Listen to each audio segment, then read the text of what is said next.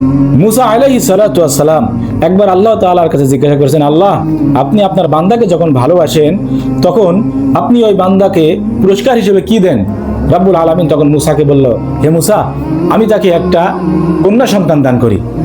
দ্বিতীয়বার আবার যখন মুসা আলাইহিস সালাম জিজ্ঞাসা করলেন, আল্লাহ রব্বুল আলামিন বললেন, আমি তাকে 2টা কন্যা সন্তান দান করি। তৃতীয়বার যখন মুসা আলাইহিস সালাম আবার জিজ্ঞাসা করলেন, রব্বুল আলামিন বললেন, আমি তাকে 3য় নম্বরেও আমি তাকে একটা কন্যা সন্তান দান করি।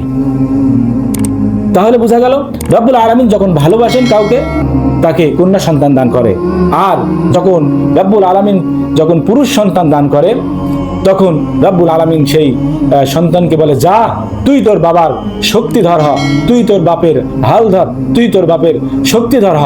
আর যখন রব্বুল আলামিন ছেলে সন্তান দান না করে শুধু মেয়েই সন্তানই দান করে তখন আল্লাহ রব্বুল আলামিন নিজেই তার হাতের শক্তি হয়ে যায়, নিজেই তার শক্তির কাজ রব্বুল আলামিন নিজেই করে দেয়।